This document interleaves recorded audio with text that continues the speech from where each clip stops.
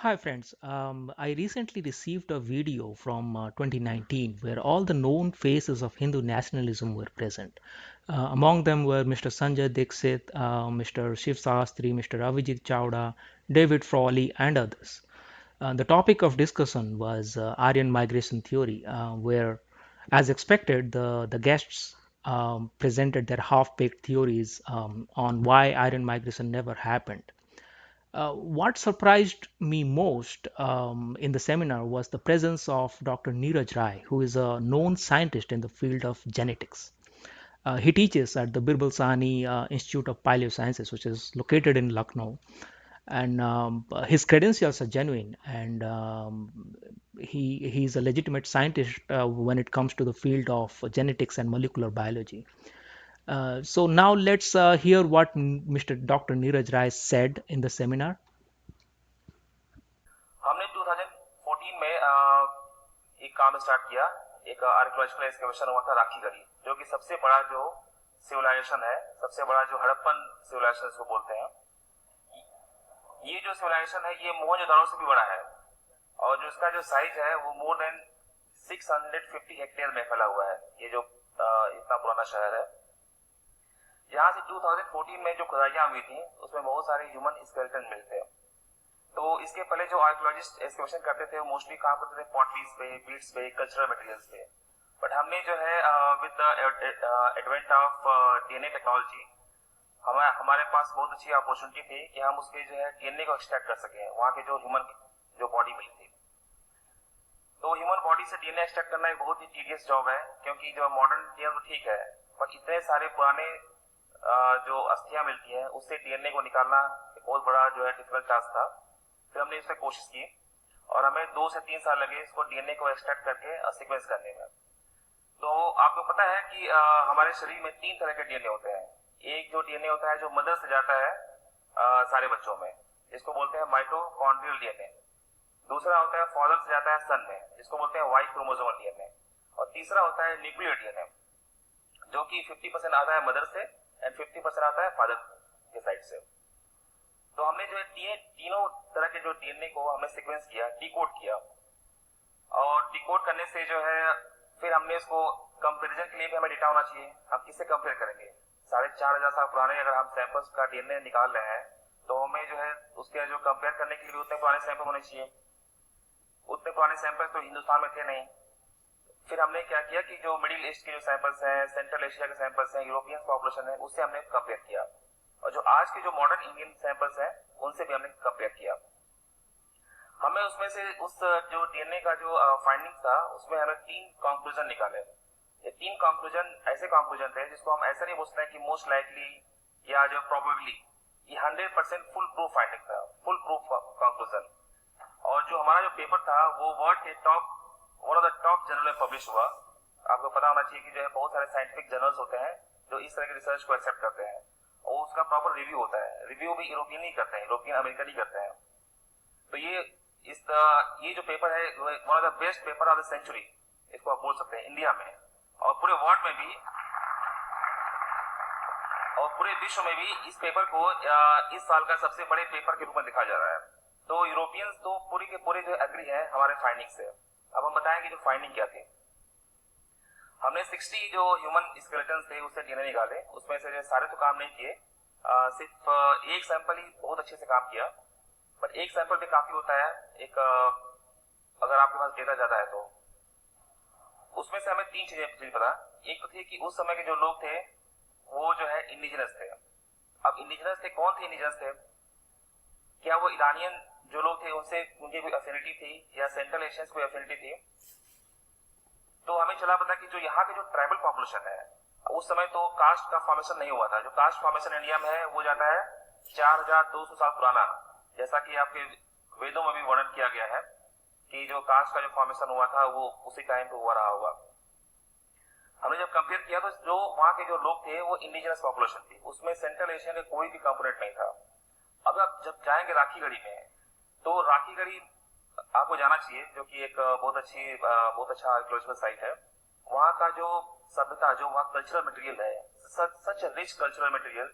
आप वहां पे देखिए सैनिटेशन सिस्टम, जो बिल्डिंग्स थे, जो ब्रिक्स थे, आपको दो ब्रिक्स में जो है 1 मिलीमीटर का डिफरेंस नहीं मिलेगा। तो सच टेक्नोलॉजी, ऐसी जो एडवांस टेक्नोलॉजी थी जो ब्रिक्स बनाते थे। और वहां पे आपको वर्ल्ड के सबसे जो प्रीसियस बीट्स हैं, जो आज लोग बोलते हैं कि मेडिटेरियन में जो बीट्स हैं वो सबसे प्रीसियस है, उससे भी प्रीसियस बीट्स वहां का आपको मिलेगी। बीट्स टेक्नोलॉजी थी, मेटलर्जिकल साइट्स थी, वहां पे मेटलर्जी का एडवांस आपको मेडिकल साइट्स मिलेगी। और हमें वहां पे जो है एग्रीकल्चर के बहुत सारे प्रमाण मिलते हैं। वहां पे हमें राइस मिला, वहां पे हमें जो है बहुत सारे मिलेट्स मिले, एग्रीकल्चर की नॉलेज थी। फिर हमने जो दूसरी जो फाइंडिंग थी कि जो एग्रीकल्चर सिस्टम था हमारा इंडिजिनस था। ऐसा अभी तक लोग मानते हैं, सारे टेक्स्ट बुक में आपको मिलेगा कि जो इंडिया में एग्रीकल्चर जो लाए थे वो नियोलिथिक ईरानियंस लाए थे। ईरानियंस जो है यहाँ पे आए थे 4,500 साल पहले, और वो एग्रीकल्चर को लेकर आए थे। ये जो फाइंडिंग जो हमने हमारी थी उसमें हमने प्रूव किया है एग्रीकल्चर जो है इंडिजिनस था, क्योंकि ईरानियन नियोलिथिक से हमारा कोई मिक्सिंग इवेंट था ही नहीं। अगर एग्रीकल्चर ईरान से आया होता, ईरान के लोग आए होते तो वहां के लोगों से मिक्स हुए होते, लेकिन हमारा उनमें कोई भी जेनेटिक सिग्नल नहीं मिल रहा है। तो बहुत लोगों ने इस पर आर्गुमेंट किया, नहीं ठीक है, ईरानियंस लाए थे, एग्रीकल्चर यहाँ पे करके वापस चले गए। इस तरह के जो आर्गुमेंट्स आ रहे हैं लोगों के, तो ऐसे आर्गुमेंट्स पे हम लोग को उस पर जवाब नहीं दे पाएंगे। तीसरा जो हमारा जो फाइंडिंग थी वो था आउट ऑफ इंडिया माइग्रेशन। इस पर बहुत दिनों से बात चल रही है कि इंडिया से लोग बाहर गए थे। इसको हमने जेनेटिकली प्रूव किया है। हमारे पास डेटा था, तुर्कमेनिस्तान में एक साइट है जिसको बोलते हैं गोनूर। वो कंटेम्प्रोरी टू हड़प्पन हड़प्पा था, अबाउट 4,500 साल पुराना वो साइट था। वहां का भी डीएनए डेटा अवेलेबल था। और एक साइट था सहारी सोख्ता जो कि ईरान में है। उसी टाइम पीरियड के जो सैंपल्स थे वो, जब उनका जब डेटा हमने कंपेयर किया तब चला पता कि जो वहां के जो लोग थे 20% जो वहां के जो लोग थे वो आउटलायर्स, उन्होंने बोला ये आउटलायर्स है, इनकी कोई जेनेटिक एफिनिटी किसी भी पॉपुलेशन से मैच नहीं कर रही है। जब राखीगढ़ी का जब डेटा आया, हमने जब कंपेयर कराया तो पूरी की पूरी जो है जेनेटिक जो है मैचिंग हुई। और फिर हमने ये भी देखा कि जो वहां के लोग थे ये इंडस वैली से गए थे। ये भी 100% फुल प्रूफ फाइंडिंग है।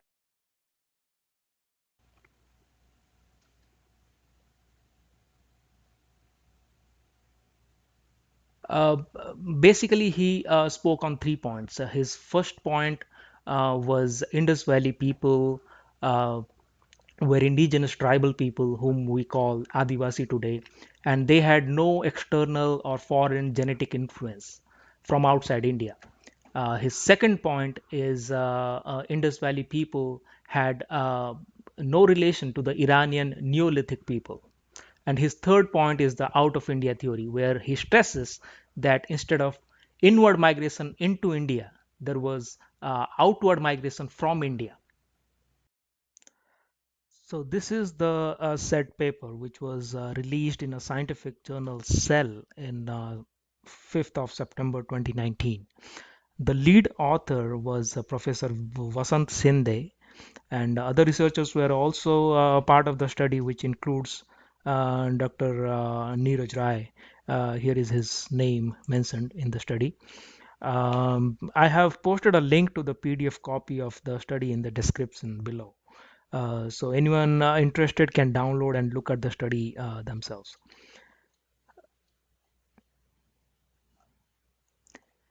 So if you look at the names of the authors who are mentioned, it also includes Mr. Vagesh M. Narasimham and the second author David Reich. Both of them are ardent supporters of Aryan migration theory, and they are also part of this study. The paper and the study themselves are not disputed and widely accepted as valid. Um, let's for context, let's look at the geographical location of Rakhigadi excavation site, where the said DNA sample was collected from the skeletal remains. It is located in the Haryana state over here. You can have a look at it. And to the right, you can look at the skeletal remains which were recovered and from which the DNA sample was taken for the study. The remains are approximately 4,500 to 5,000 years old.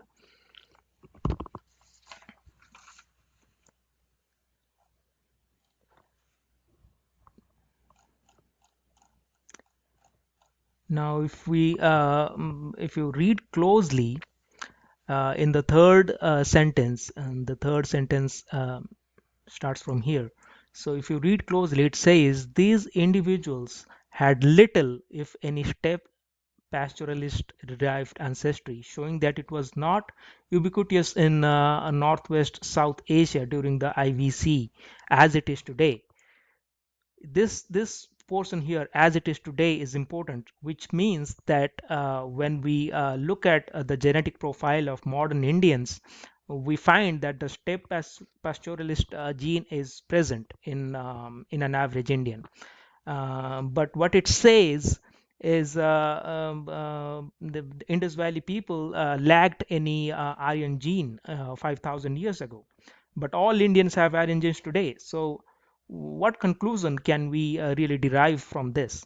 It is really simple. If something was not present 5,000 years ago, but it is present today, it must have come from outside during that period, which is the whole essence of Aryan migration theory.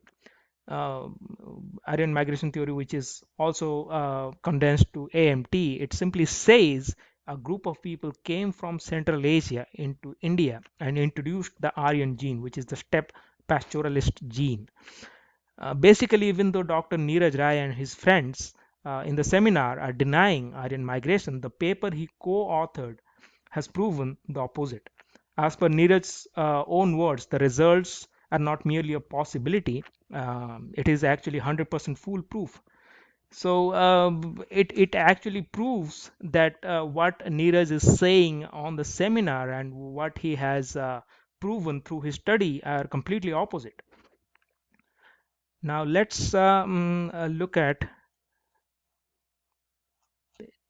7. This is a important section of the study here. The author clearly says that the Aryan ancestry of Indians and other South Asians matches with those from Eastern Europe, which means Aryan migration did happen 4,000 years back. Along with the migration of people, language also could have traveled today, as we see that many shared features between Indo-European languages and Baltic languages is present. If anyone is specifically interested in it, they can look for resemblance between Sanskrit and Lithuanian languages today. This section of the study, again, if you look at the study over here, it says here the fact that the steppe pastoralist ancestry in South Asia matches that in Bronze Age Eastern Europe, but not in Western Europe, provides additional evidence from this theory, as it elegantly explains the shared distinctive features of Balto-Slavic and Indo-Iranian languages. So this section of study again proves that the paper actually supports Aryan migration, and Dr. Niraj, being a co-author, actually agrees with these findings.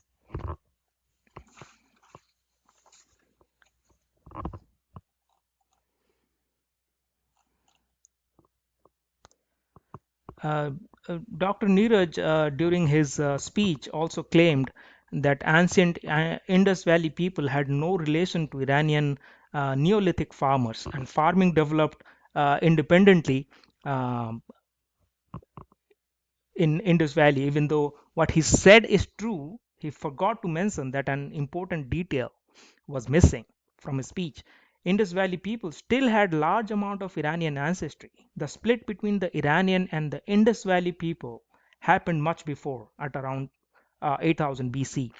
Thus, even though Indus Valley people had little interaction with Iranians at their time, they did have a common origin 5000 years before that.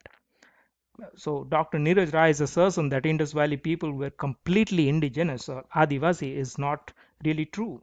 Indus Valley people were a mixed race people when ancient Iranians mixed with native tribes of India. Dr. Niraj seems to be confusing between the ancient Iranian hunter-gatherers and the latter-day Iranian Neolithic farmers. The two groups are separated by 5,000 years. So Indus Valley people may not be related to Iranian farmers, but they were certainly related to ancient Iranian hunter gatherers. You can look at the study over here, and here It says so. The study itself says that the two Iranian groups were different, and Indus Valley people were actually related to the previous group of Iranians, but not to the latter group.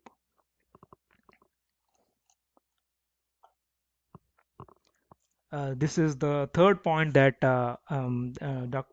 Niraj explains, where he calls he calls this as a proof of out of India theory. It is regarding the 811 skeletons which were recovered from Turkmenistan and Iran, and this sample showed strong similarity to Indus Valley sample, but showed little resemblance to local samples. Dr. Neeraj claims this is an example of out of India theory, which says ancient Indians traveled outside and influenced genetics and culture, including languages. The paper he co authored gives a much simpler explanation. Indus Valley was known to have important trade relations with Central Asia and Middle East, and it is possible that these outlier samples, which do not match with local population, were just traders who traveled to these countries, died there, and probably buried there. The paper gives no indication of any out of India. Anyways, no large scale presence of Indian specific genes is found in European population. So it is highly unlikely that any large scale migration out of India ever took place. So if you look at the study over here, it says that it supports the conjecture that the 11 outlier individuals in Indus periphery line are migrants from the IVC living in non IVC towns. So this is actually no proof of any out of India migration. It just says that some individuals were visiting these foreign towns for different purposes. Could be for trade, business, or war. As you can see, Dr. Neeraj Rai is not being entirely truthful when he was speaking at the seminar. He is basically supporting the opposite of what his study results actually show. I'm not sure of his motivations or reasons for doing this, but I suspect that his ideological stand on the Hindu civilization is making him contradict his own study results. Surprisingly, the seminar that he was attending throws open a challenge to anyone who proves Aryan migration theory, and the reward money is 2 crore Indian rupees. Uh, Ironically, I believe that Dr. Neeraj Rai's own study, the study that he co-authored, is actually proving Aryan migration, and Dr. Niraj Rai should share in the reward money of 2 crore Indian rupees. Thank you for watching the video. Stay tuned for more.